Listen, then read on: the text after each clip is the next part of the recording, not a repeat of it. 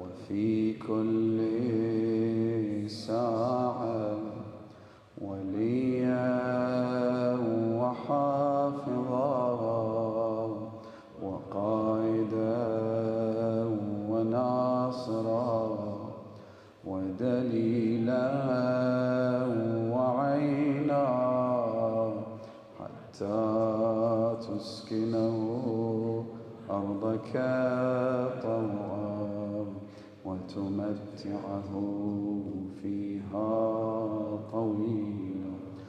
اللهم وهب لنا رأفته ورحمته وعونه ودعاءه وخيره ورضاه ما ننال به سعة من رحمتك وفوزا عندك يا كريم. السلام عليك يا أبا عبد الله وعلى الأرواح التي حلت بفنائك. عليك مني سلام الله أبدا ما بقيت وبقي الليل والنهار، ولا جعله الله آخر العهد مني لزيارتكم. السلام على الحسين وعلى علي بن الحسين وعلى أولاد الحسين وعلى أصحاب الحسين وعلى أبي الفضل العباس بن أمير المؤمنين.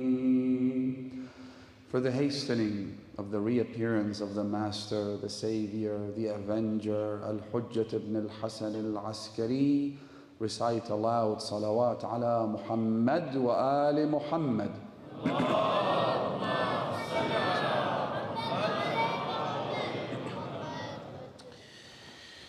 We said that the ultimate objective, the goal, the aim in all of these gatherings, all of these lamentations, all of these rituals, is to anchor our boat to the Ark of Salvation. In a nutshell, it is to be with Hussain. معكم معكم لا مع غيركم. يا أيها الذين آمنوا اتقوا الله وكونوا مع الصادقين. It is to be with him, not just to remember him, not just to cry for him. All of those things are important, but they're a means to an end. The end is to be with him.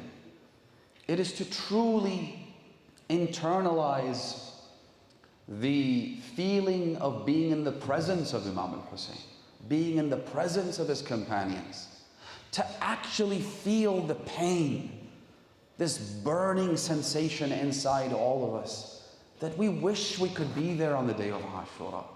To mean it when we say, as Imam al-Rida alayhi alaf al-tahiyyati was-salam, Allahumma salli. My apologies. They're asking if everyone could get up and take a few steps forward, inshallah, to accommodate those that are joining us with a loud salawat ala Muhammad wa ali Muhammad. Allahumma salli. Just try and make space as much as you can.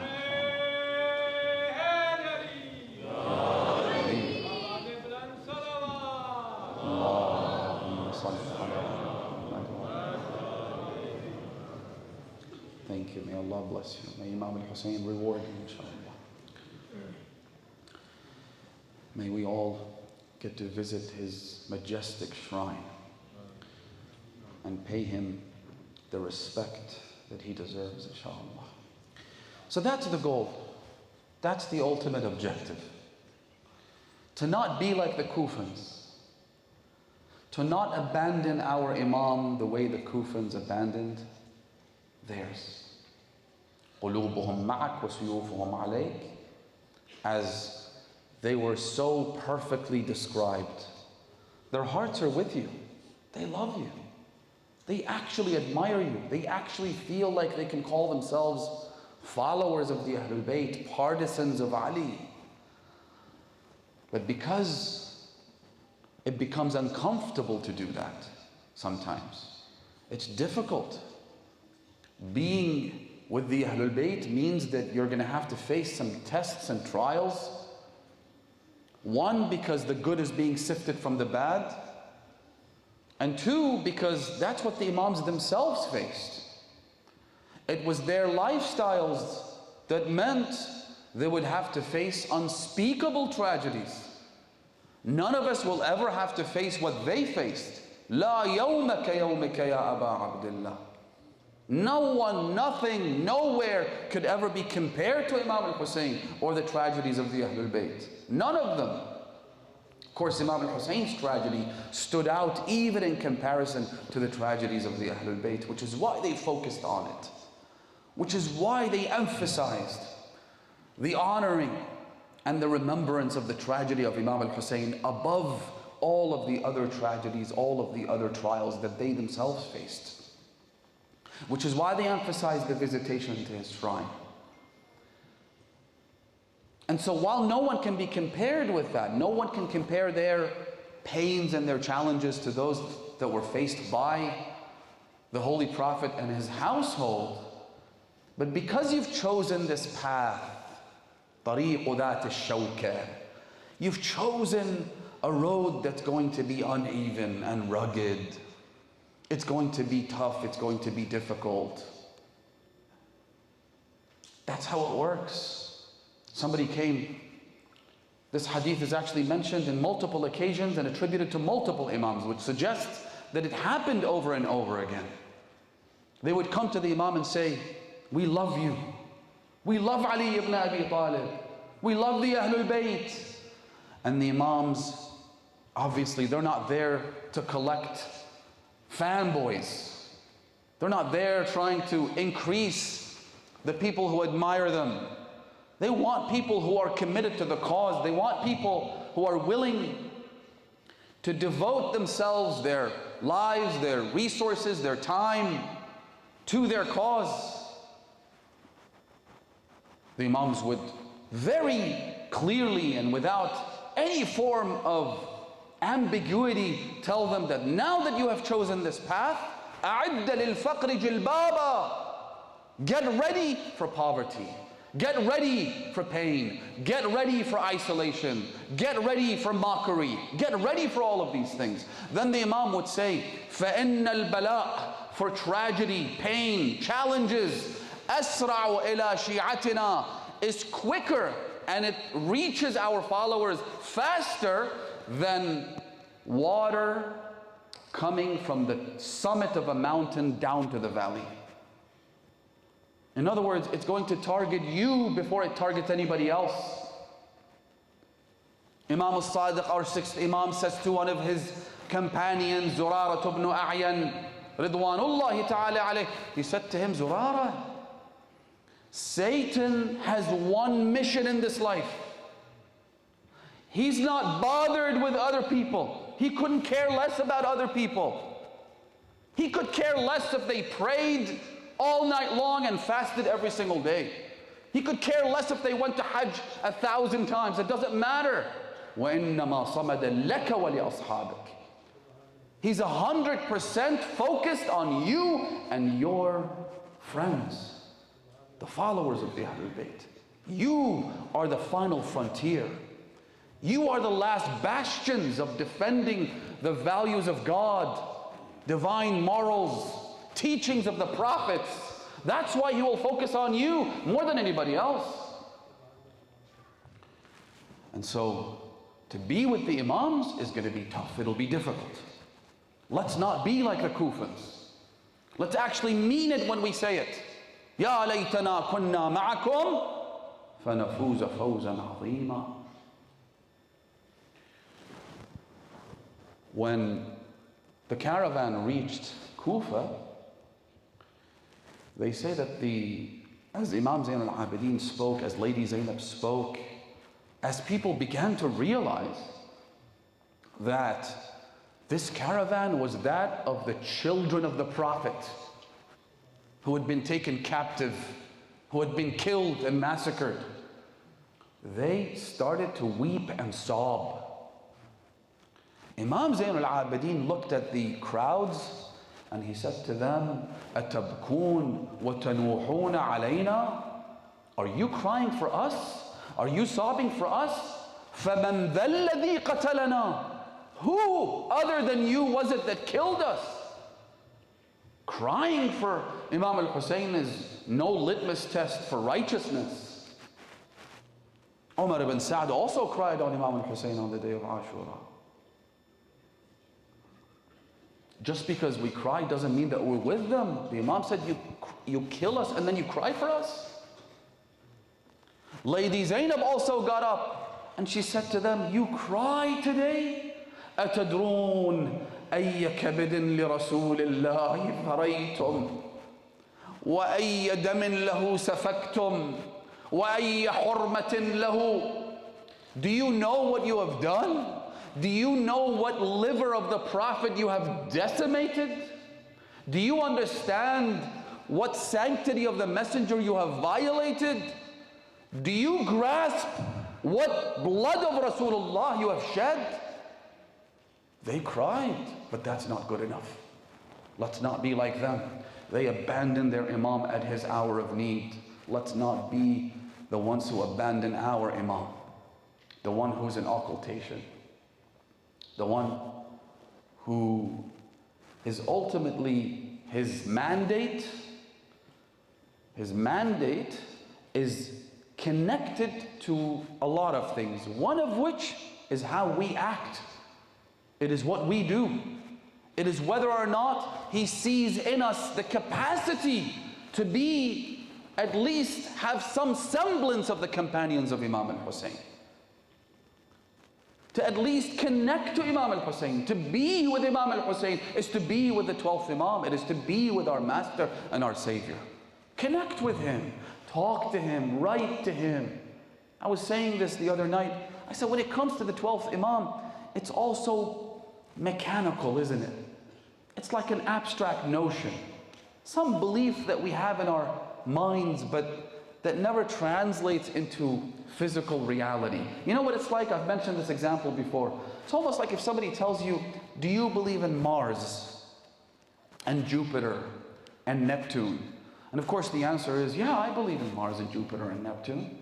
But what bearing does that belief have in your life? Nothing. Does it affect how you lead your life? Does it affect which career path you choose? Does it affect who you get married to? Does it affect any of the lifestyle choices that we make? Even though we have no doubt, Jupiter's out there, Mars is out there, all of these this entire planetary system is real, nobody denies it, but does it affect how you make choices in this life? No. Our belief in the 12th Imam has devolved into something similar to that. We believe he's out there. We believe he's alive, that he is in the flesh. He walks on this earth, but that's about it. How do you develop that relationship? How do you strengthen it? There are many, many ways. Scholars have talked about this. Books have been written about this. And you could just begin by creating a personal relationship with him. Talk to him every night. Speak to him. Pray for him. Recite, open Mafatih al-Jinan. There are multiple visitations addressing our 12th Imam. Read those. Recite Du'a Nudba every Friday morning. أين الطالب بدم المقتول بكربلاء. The connection between Imam al-Zaman and Imam al-Hussain is astounding.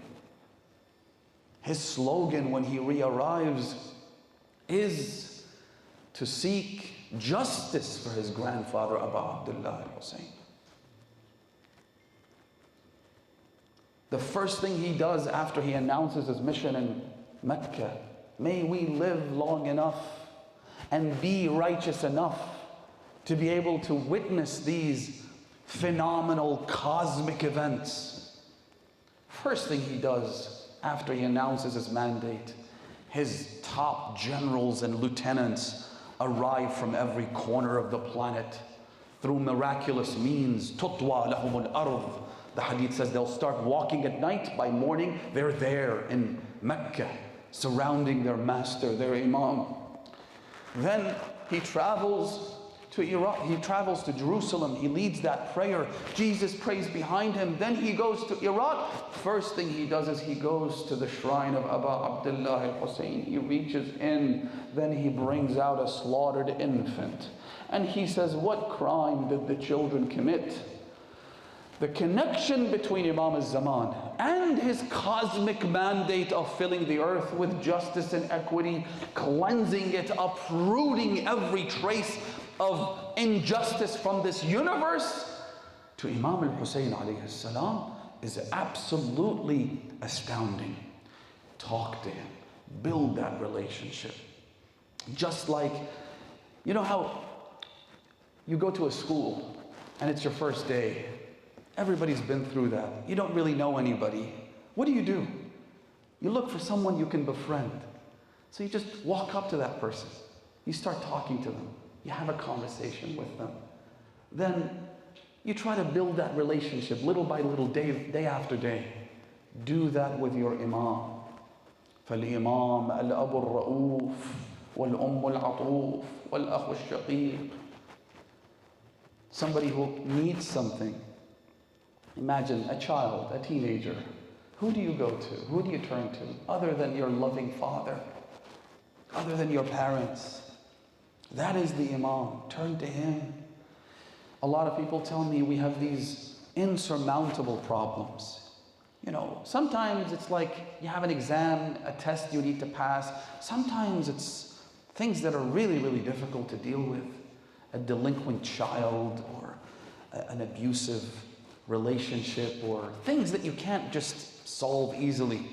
And I tell them, write to your Imam. Take a pen and paper, write that ariva and send it to him. They were telling me that on the 15th of Sha'ban, many people do this, alhamdulillah. But that's not enough. You don't just talk to your father once a year, do you? Let's not be like the Kufans.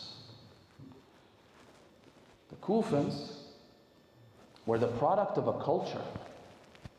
Let me give you an example. After the death of the martyrdom of Amir al-Mu'mineen, people came to Imam al-Hassan and they pledged their allegiance to him. And they flocked to him. They all went, thousands upon thousands, entire tribes. They went to Imam al-Hassan and they gave their oath of allegiance to the Imam. And the oath of allegiance was basically to lay your life in front of him. It is to say that whatever you tell me, I will do. That's what bay'ah means. That's why we must give bay'ah to Amir al-Mu'mineen, bay'ah to Imam al-Zaman, bay'ah to Imam al-Hussain. That come what may, I will do whatever it takes just to be with you, to stay with you. So they did that with Imam al-Hassan. Imam al-Hassan, the first thing he did was send an army to that vile, delinquent, savage Muawiyah ibn Abi Sufyan, Sakhr ibn Harb. He sent the first army. Muawiyah simply bought them out. He bribed them. Oh, it's amazing what you can do when you dangle some money in front of people. The hadith says that when gold and silver coins were first minted, Shaitan came and took them both and placed them on his eyes.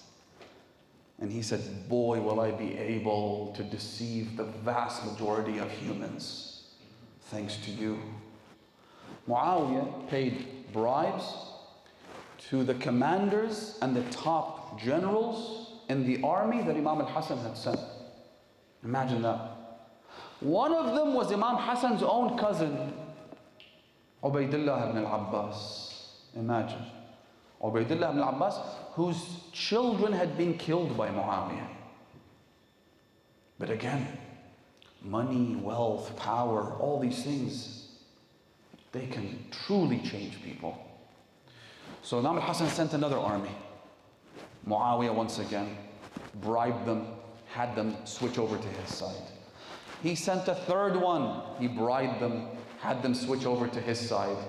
In doing this, suddenly Imam Hassan's army went from having 100,000, 120,000 soldiers down to about 20,000. That's it. You've decimated the army. Imam al-Hassan went ahead, and this time he led the army to fight with Muawiyah, except given the size of the forces that were with him and the betrayals that happened as well, there were more and more. Imam al-Hassan had no choice. He couldn't fight. So what he did was sign that truce. A lot of people mistake that truce for a peace treaty, but it wasn't a peace treaty. It was, it can be best characterized as a temporary halt to the fighting. That's all it was. It was a truce, not a peace treaty. In fact, you can deduce that by simply reading the terms of the treaty. In other words, Imam al-Hassan never acknowledged Muawiyah as the legitimate ruler. Never. There were terms in it that later on became very clear that were placed in there just to expose this savage, including the fact that he had no right to appoint his son or anybody else after him, which is exactly what he went ahead and did anyway. When Imam al-Hassan signed the truce, the people that had remained with him, imagine, most of them had already gone and switched sides to Muawiyah. Those that remained with him attacked him. They pulled the prayer rug from beneath him. They even stabbed him with a dagger in the thigh. They wounded Imam al-Hassan. Ya mudilla al-mu'mineen, they called him. Bi-abi wa ummi. Imagine the loneliness of Imam al-Hassan. You have humiliated us, they told him. One of the problems that the Kufans had, and we talked about this in the previous nights, was that they kept oscillating between the camp of truth and the camp of falsehood. They weren't stable. Their beliefs weren't stable enough to decide which side they needed to be on. Is it the side of Imam al-Hassan? Is it the side of Muawiyah? Is it the side of Ali? Is it the side of the camel? Is it this or is it that? Sometimes this is based on the fact that they are unstable. They don't know enough. They're ignorant. They don't understand that these two were mutually exclusive, that it has to be one or the other. You can't combine these two. Sometimes there are nefarious intentions behind this. Remember I talked to you about the Batriya or Butriya?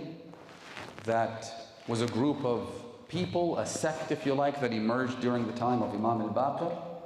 These people, their intention was, look, we need to create a unified front. We need to have as many people as possible. To create that unified front, then we must respect everyone regardless. We must love them all equally. We have to love the first, the second, the third, the fourth, the fifth, and if it goes on to 1,000, we all love them all equally. Not recognizing the mutual exclusivity of this dynamic, of this formula. The idea is what again? The idea is that we need to have as many people as we can get.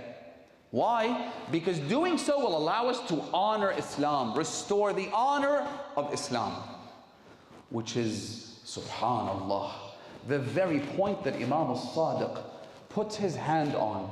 There is a hadith in which the Imam says, لَوْ أَنَّ الْبَتْرِيَّةِ, if this group, the ones that try to reconcile between everyone, no matter how contradictory, no matter how inconsistent, no matter how mutually exclusive they are, the Imam says that if this group had an army that stretched from the east to the west and covered the entire face of the planet, مَا أَعَزَّ اللَّهُ بِهِمْ دِينًا, God will never have the honor of His religion restored by them.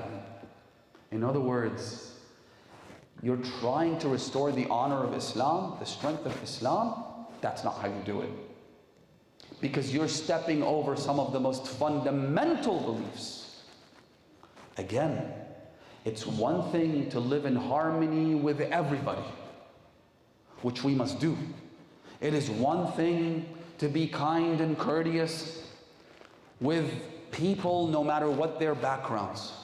It is one thing to never harm anyone, to never lay a hand on anyone, to never steal from anyone, to never cheat anyone, to never break a promise to anyone, no matter who, no matter what. Imam Zain al-Abidin himself famously said, and you've all heard this before, the Imam said that if the one who killed my father, Imam al-Hussain, entrusted me with the sword that he killed my father with, I wouldn't breach that trust. If he wanted it back, I would give him the sword back. That's one thing. That is a bedrock of our moral system. Live, let live, treat everyone with courtesy and respect within the limits of our faith. But it's another thing to say that, oh no, we should actually love everyone, no matter how contradictory. We should respect everyone, no matter how inconsistent. That's unsustainable. That doesn't work. It simply doesn't work. That was one of the problems that the Kufans had. That's why I said go back to the basics. That's why it's important that we recognize what our fundamental beliefs are, hold on to them, teach them, preach them, start with the youth, start with the children, as the commander of the faithful famously says in Nahj al-Balagha. He says, Innama. It's a letter he has written to his son Imam al-Hussain. Beautiful letter, a blueprint of how a father and a mother should treat and give discipline for their children. If you haven't read it, make sure you refer to it. Go back and read it. I want you to research these things. I want you to look them up. The Imam says to Imam al-Hussain, he says, إِنَّمَا قَلْبُ الْحَدَثِكَ الْأَرْضِ الْخَالِيَةِ. The heart of a young person, of a child, is like an empty land. Whatever you plant into it will grow. If you plant food, if you plant tomatoes and potatoes and you plant things that are useful, it'll grow there. If you plant weeds, it'll also grow there. If you plant poisonous plants, they will also grow there. So the Imam says, that's why it's important that I be the first one to plant the right seeds. Plant the right set of beliefs, the right set of values. Don't let others beat you to it. Which is why it begins with the family, it begins with the parents. Then it's the madrasa and the school and whatnot. But we've become too complacent, brothers and sisters, haven't we? Think about this for a moment. We outsource the education of our children to the local madrasa. We outsource it to the local school, to the local community. It's not the community's job to raise my children or your children. It is mine, it is yours. Let's prioritize that. Let's prioritize it over getting a job where both parents are working and the children are left to their own whims. And they're too busy playing video games. Wallahi, brothers and sisters, there are things I can't open up too much. I can't. My hands are tied. But suffice to say that they're planting these demonic beliefs and values in video games, where you least expect it. It's not just in some curriculum at school. It's in cartoons. You have to beat them to the education of your children. Provide them with the basics that they need. So, here we have a problem that the Kufans suffered from. And the key is that we ensure that the right beliefs are taught within the confines of the family, and then the next step is within the community, and then on a regional or even global scale, in the media and whatnot. Which is why you look at the way the Ahlul Bayt, the role that they play. And the role that they play is so fundamental. Again, people will tell you, the Quran has to be at the center. No one denies the value of the Quran. No one denies how important it is to recite it, to study it, to learn it, to absorb it. No one denies that. The issue is when they present the Quran to the exclusion of the Ahlul Bayt. Because the Quran minus the Ahlul Bayt means ISIS. The Quran minus the Ahlul Bayt means Yazid. The Quran minus the Ahlul Bayt means the vile Saudi regime. The Quran minus the Ahlul Bayt means the Taliban in Afghanistan.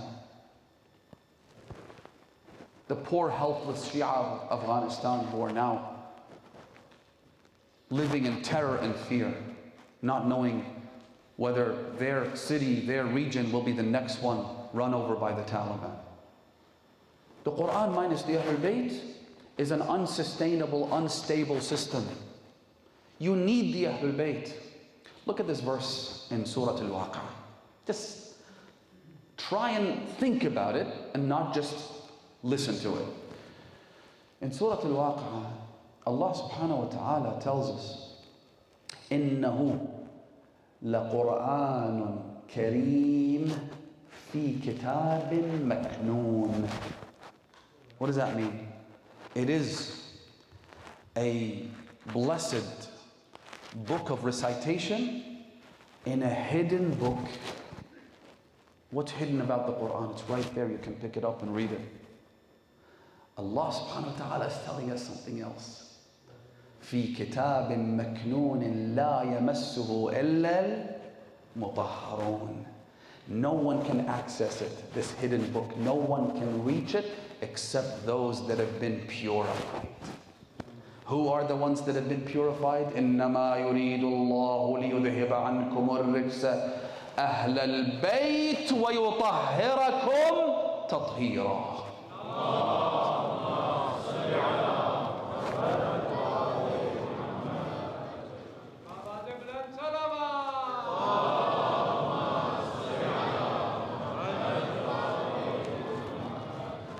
The Quran doesn't say al-mutatahhirun. Mutatahhir is the one who purifies themselves. Which is why la yamassuhu isn't talking about the physical touching of the Quran. It says the ones that have been purified. Which is none other than Ali and Al Ali, the family of Rasulullah. Isn't it? That's what it means. Which is why Imam al-Sadiq says, this hadith is beautiful. Here's a practical tip you can take home with you, inshallah. Imam al-Sadiq says in the book Thawab al-A'mal by Shaykh al-Saduq, he says that whoever recites Surah Al-Waqi'ah every Thursday night will never see misery in this life, and he will be among the companions of Amir al-Mu'mineen on the Day of Judgment. Then the Imam says that Surah Al-Waqi'ah is the Surah of Ali ibn Abi Talib. Because this is a clear reference to the Ahlul Bayt. It's a clear reference that for this book to be utilized and for it not to be weaponized, you need to go back to those that have been purified. Those that teach us the meaning of those allegorical verses. Don't be fooled, my dear brothers and sisters, by the Amr ibn al-As of the time. Amr ibn al-As came and said, Ali ibn Abi Talib and Muawiyah, they must both resign. We don't want either of them. Let's make the Quran the arbiter between us. That's what these present-day Amr ibn al-As tell us as well, right? The Quran, it's all the Quran, nothing else but the Quran. We came and said, the Quran should be the arbiter. Knowing full well that Ali ibn Abi Talib is the Quran. The Imam himself said, أَنَا الْقُرْآنُ النَّاطِقُ وَهَذَا الْقُرْآنُ الصَّامِتُ. I am the walking, talking, speaking Quran. I am the manifestation of the Holy Quran. I am the one that applies this Quran and tells you what it actually means. Didn't the Holy Prophet say, Aliyun ma'al Quran wal Quranu ma'a Ali? Didn't the Prophet say, Inni tarikum fikum al-thaqalayn kitab Allah wa itrati, and that they will never separate from one another? What are you talking about? The Quran should be the arbiter. Ali is there, right there in front of you. Don't fall for these imposters. Don't fall for these liars. As I said, they will come to you with the garb of religion. They are wolves in sheep's skin. They will come to you with verses of the Holy Quran. In fact, we have a hadith that says, the 12th Imam, when he reappears, listen carefully to this. Again, I don't want you to misinterpret or misconstrue my statements as someone who is saying that the Quran should be sidelined. Wallahi al-Ali al-Azim, I'm not. I'm just saying that the Quran requires the teachings of the Ahlul Bayt for it to be useful. Otherwise, it would be dangerous. It can be weaponized. The hadith says that when the 12th Imam comes, he will have a harder time dealing with the people of his time than the mushrikeen of Quraysh when the Holy Prophet was sent to them. You'd think that with over 1,000 years of progress and development and technological advancement and all that garbage, you'd think that people would have evolved. You'd think that people would be more receptive. But the Imam explains. He says, because when the mushrikeen came, they had nothing to counter what the Prophet was telling them. But when these people are faced by the 12th Imam, they will cite Quranic verses to counter him. They will tell him, oh, but the Quran says such and such. As if the Imam doesn't know. As if the Imam is not the literal embodiment of the Holy Quran and its teachings. So don't fall for these people.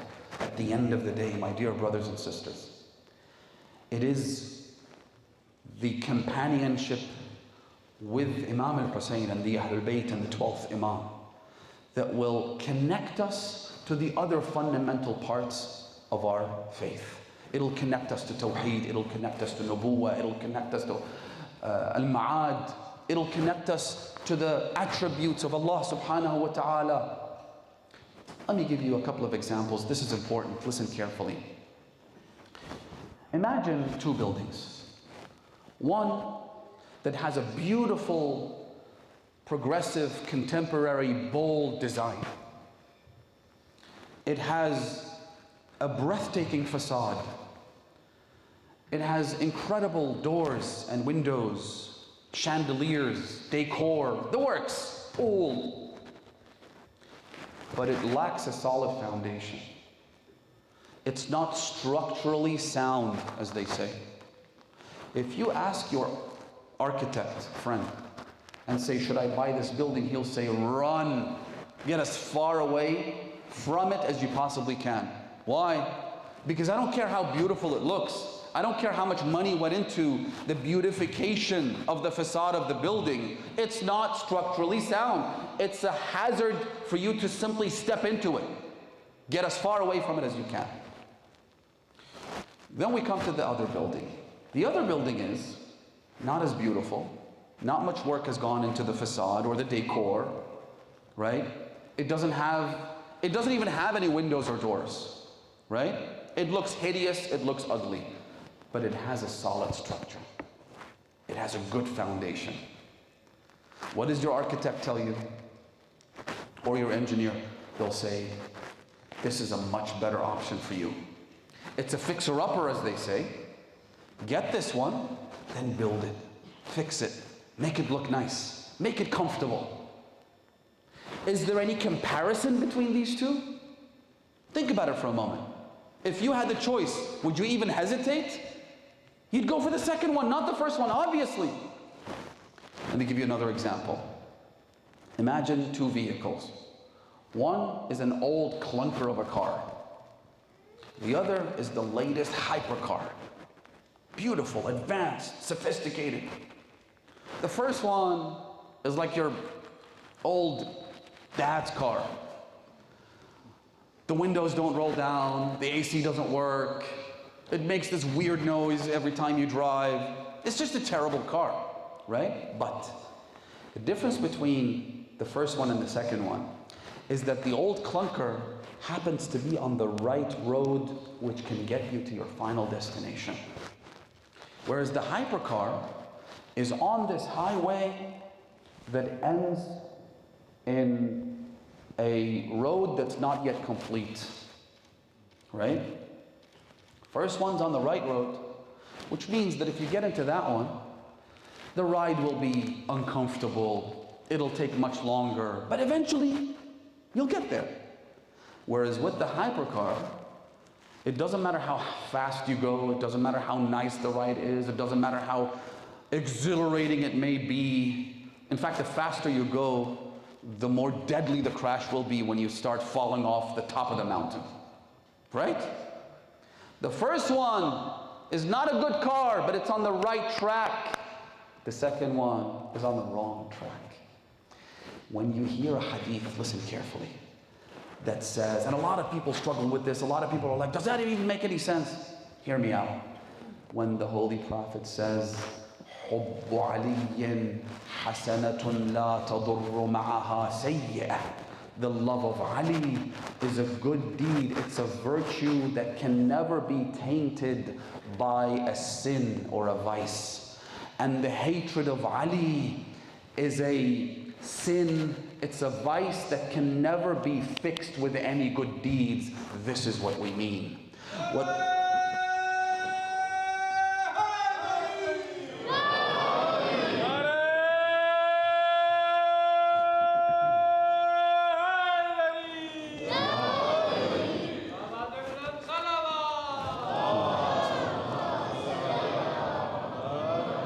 What we mean is that if the foundation is solid, that is your top priority. Make sure the building is structurally sound. Make sure the road actually leads to your intended destination.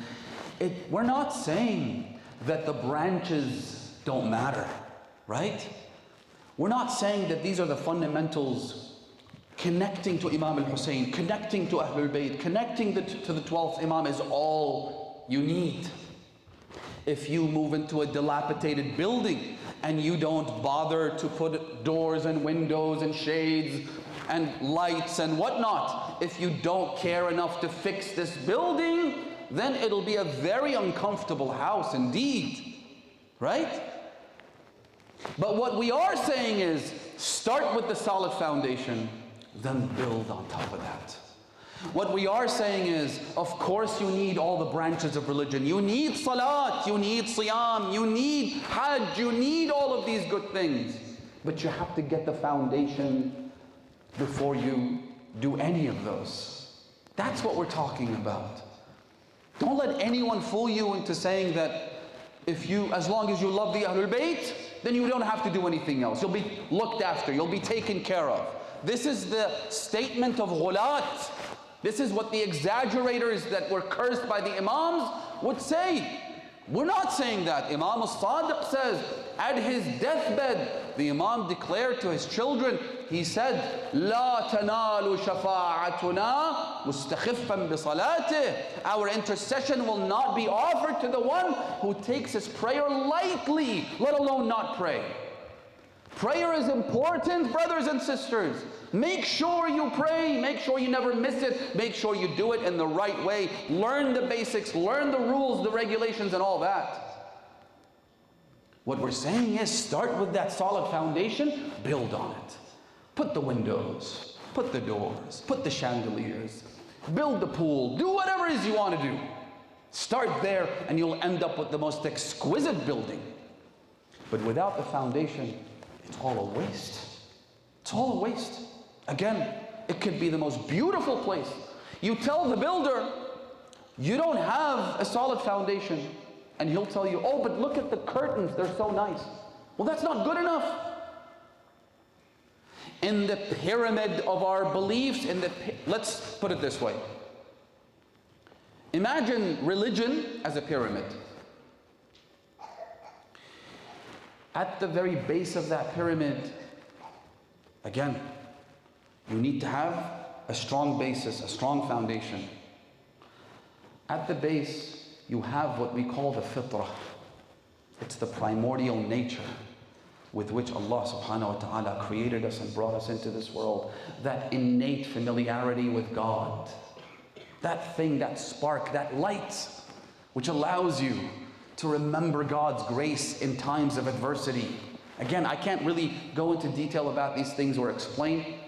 I've done so in my theology course as part of the online hawza that we've been running since the start of the pandemic, John the Martyr Academy. If you're interested, look it up. In my theology course, as well as the course offered by Sayyid Hussain on eschatology, you'll find all these details. So you start out with what?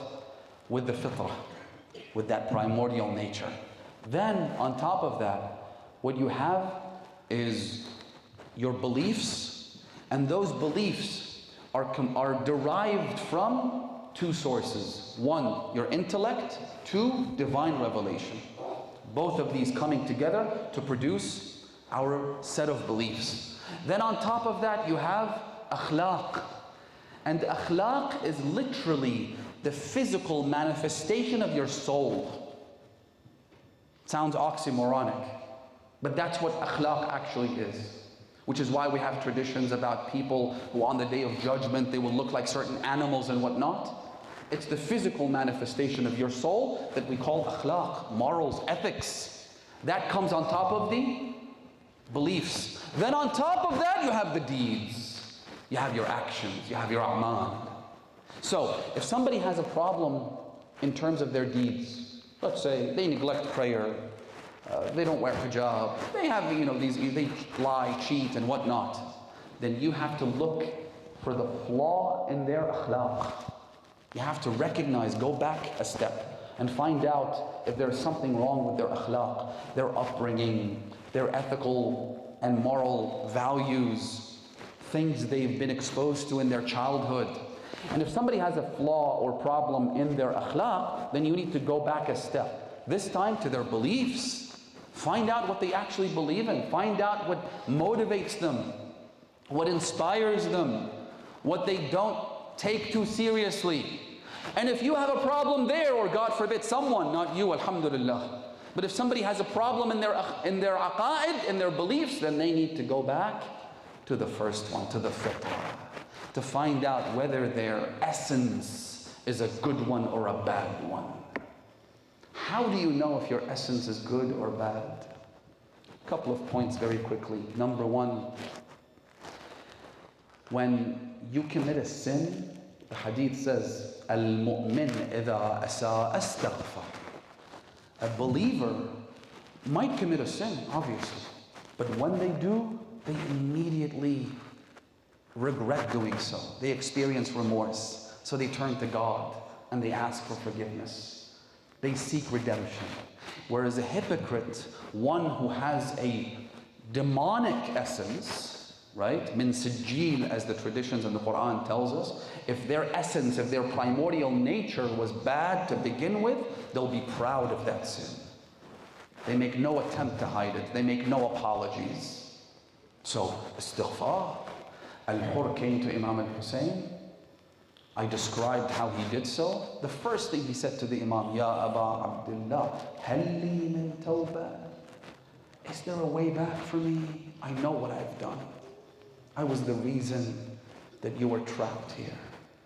I was the cause of the women and the children being terrified when I came with 1,000 men armed to the teeth. Do I even stand a chance, Ya Aba Abdullah? Halli min tawbah. Tonight, my dear brothers and sisters, say this to Imam al-Hussain. Say it to the Imam of your time who gets to read our actions twice a week. Halli min tawbah. Can I repent? Would you accept me? Would you forgive me? That's the first point about knowing what your essence is made of. And finally, your connection to Imam al-Hussain. Allahu Akbar. I'll mention two ahadith very quickly and I'll wrap up. The first, which highlights the centrality of Imam al-Hussain, the fact that everything connects back to him, is this one. On the day of judgment, Muhammad ibn Quluwayh, one of our greatest scholars, collectors of hadith, he narrates this in his book, Kamil al-Ziyarat, the teacher of Shaykh al-Mufid, who's buried in the holy shrine of Imam Musa ibn Ja'far in Baghdad, in Kazimiyya. He narrates this hadith where he says, Imam al-Sadiq said, with his chain of transmission, on the day of judgment, يَأْتِي نِدَاءٌ, a call is made before anybody is judged, before anybody is held to account, before anybody goes through any kind of reckoning. A call is made. يَأْتِي النِّدَاء أَيْنَ زُوَّارُ الْحُسَيْنِ عَلَيْهِ السَّلَامِ. Where are the visitors of Hussain? Where are the guests of Hussain? Where are the ones who worked hard to be able to go to Karbala and visit his shrine? فَيَقُومُ عُنُقٌ مِّنَ النَّاسِ. A group of people stand up. The Imam says only God knows how many there are. يَقُومُ عُنُقٌ مِّنَ النَّاسِ. Then the same caller will address them. It'll say to them, what motivated you to go to Karbala? What was it that got you to go there? So they will say, we went there to offer condolences to Rasulullah. We went there to offer solace to Fatima al-Zahra, to Amir al-Mu'mineen, to Imam al-Hassan, and to mourn the tragedies that befell Aba Abdullah al-Hussain. Then the same caller will say to them, do you see that flag over there? And they look and they see the flag, a giant flag being held. They'll be told that that is the flag of Rasulullah. The one carrying it is Amir al-Mu'mineen. Go walk behind that flag and find your place straight into paradise. So they follow the flag and go to paradise. Then they will be raised with the Imams themselves, with Rasulullah, with Fatima al-Zahra. Why? Because when you connect with Hussain, then you have set the basics. You believe in God, you believe in Rasulullah, you believe in the Akhirah. Everything is now ready for you to build on top of this, right? Go follow this flag. May we see that day, inshallah. May we all meet once again under that majestic flag. So, the companions of Imam al-Hussain, they connected to Imam al-Hussain in such a way where it didn't matter to them what happened. On the eve of Ashura, the Imam said to them that tomorrow, with or without your help, I am going to get killed. If the Imam can be saved, then it makes sense to stay. But if the Imam can't be saved, then why would I get killed? That's what Al-Dhahhak al-Mashriqi said. But as far as the companions of Hussain were concerned, it didn't matter to them. They were with Hussain through thick and thin. They were with Hussain no matter what or who did what. It didn't matter to them. Which is why we say in their ziyarah, Assalamu alaykum ayyuhar rabbaniyun. Peace be upon you, O godly man. Once you connect to Hussain, you've connected to Allah subhanahu wa ta'ala. On the eve of Ashura, you've all heard the story. At some point, Lady Zainab said to Aba Abdullah al-Hussain, Ya Aba Abdullah, too many people are abandoning you. Too many are leaving us in the darkness of this night. Have you tested your companions? Can you rely on them? Can you depend on them? This conversation is overheard, perhaps by Habib ibn Mubahir. Habib ibn Mubahir, the one whose shrine is right there, like a guardian, standing guard, protecting the shrine of Imam al-Hussain in death as he did in life. Habib ibn Mubahir rushes to his companions' tents. He says to them, you know what we need to do. Zainab is afraid.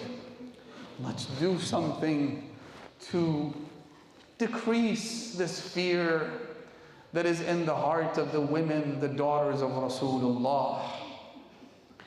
And so they come out of their tents like roaring lions. They all go and stand before the tent of Lady Zainab and Aba Abdullah al-Hussain. Each one begins to speak and address the mistress, the daughter of Fatima, addressing Aba Abdullah al-Hussain, Ya Aba Abdullah, أكلتني السباع حيا إن أنا تركتك. Ya Aba Abdullah, may the lions, may the beasts of the desert eat me alive if I ever abandon you. The other one would say, Ya Aba Abdullah, I only have one life to offer you. I wish I had more lives to offer you. Ya Aba Abdullah, if they kill me, then burn my body and disperse my ashes in the air. Then I were resurrected and came back into this life. I would wish to do nothing but die for you over and over again. If they did that to me 70 times, I wouldn't abandon you. Each one of them spoke with words of valor, displayed their love, their unwavering, unconditional loyalty to Aba Abdullah al-Hussain, one after the other. And so when it was the day of Ashura, they fulfilled their promises just as they had made them. Imam al-Hussain, for example, you've all heard the story of Sa'id ibn Abdullah al-Hanafi. He is the one who stood guard as Imam al-Hussain stood to pray in congregation with his remaining companions. Sa'id ibn Abdullah stood there. I don't know how long he was able to withstand the torrent of the spears, the barrage of the arrows, all directed at Aba Abdullah al-Hussain. Imam al-Hussain even prayed Salatul Khawf so as not to take too long. As soon as the Imam finished his prayer, the historians say, the hadith says, that Sa'id ibn Abdullah would block the arrows and the spears with his face and his neck and his chest, because that is as close as he could get to those arrows and spears. By the time the Imam finished his prayer, he fell to the ground. Imam al-Hussain rushed to him. He held him in his lap. He opened his eyes and saw his master Hussain. What does he say to the Imam? He says to him, Ya awafaytu ya Aba Abdullah. Was I loyal to you? Did I fulfill my promise? The Imam said to him, Na'am anta amami fil Jannah. You will head to paradise even before I do. That is one example. The other is the slave of Abu Dharr, who later became a slave of Imam al-Hasan and Imam al-Hussain, John, this great companion who was an ironsmith. His job was to fix the swords. And so he wasn't the cleanest, didn't have the cleanest of clothes. And so he comes to Imam al-Hussain. He's an old man at this point.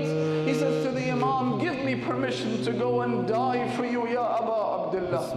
The Imam said to him, why would you wish to do that? You can go, you're a free man. He said to him, Ya Aba Abdullah, are you saying that my black blood shouldn't be mixed with yours? I know, Ya Aba Abdullah, I don't deserve that honor.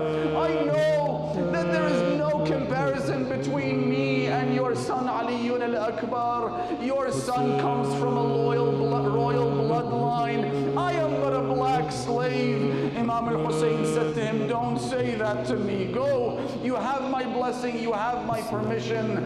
He went into the battlefield, he fought and fell to the ground. He couldn't see anything, his eyes were covered by blood. All of a sudden he felt the warm, gentle skin of Aba Abdullah al-Hussain on his face. He opened his eyes, he said, Man mithli, who is like me? How lucky am I? وابن بنت رسول الله واضع خده على خدي. Imam al-Hussain did this only to two people on the day of Ashura. One was the slave John, the other was his son Ali al-Akbar. Zuhair, Muslim ibn Awsajah, others, the Christian young man who embraced Aba Abdullah only 4 days before the day of Ashura. You've all heard the story of Wahab al-Kalbi. He was the one whose mother told him, go fight for the cause of Aba Abdullah. She had discovered the beauty of Hussain. He had recognized Hussain. And so she kept telling him to go. But his newlywed wife kept saying, don't do this, don't bereave me, don't make me a widow. But his mother said, keep fighting. At one point he heard his wife say, قاتل دون الطيبين فداك أبي وأمي. Keep fighting for the cause of these noble ones. May my parents be ransomed for you. He came back to her. A moment ago you were saying not to fight. Now you're telling me to go fight. What happened to you? She said, إن ناحية الحسين قطعتني قلبي. The call of Hussain tore my heart. I heard him say, ألا هل من ناصر ينصرنا لوجه الله. ألا هل من داب يذب عن حرم رسول الله. I can't bear the voice of Hussain. I don't want to face his mother Fatima on the day of judgment, not having supported him. Go fight, my sweetheart. He went and was killed. She rushed to him. She held him. They had just been married. It was at that point that Umar ibn Sa'd said, go and kill the woman and make her join her husband. She was the only woman who was killed in Karbala. Now, I want to mention this musibah because it breaks every heart. Hajar Ibrahim came to her. He said to her, oh Hajar, I wish to take our son Ismail. He's going to a banquet of Allah subhanahu wa ta'ala. Our son Ismail has a mission to fulfill. She said, what do I do? He said, put on new clothes for him, brush his hair, make him look nice and presentable. Hajar didn't know what Ibrahim was talking about, but he wanted to take Ismail to slaughter him and offer him as a sacrifice of Allah. Hajar put on new clothes on Ismail. She combed and brushed his hair. She made him look nice. He's going to meet Allah. Ismail goes with Ibrahim. Ibrahim doesn't slaughter Ismail. Allah subhanahu wa ta'ala saved him. وَفَدَيْنَاهُ بِذِبْحٍ عَظِيمٍ. But when they returned, Hajar looked at her son and she was shocked because she saw the mark of the knife on his neck. She said to him, Ismail, my son, your father said that you're going to a banquet, you're going to be somebody's guest, a special person. What happened to you? Ibrahim told her what he had planned to do.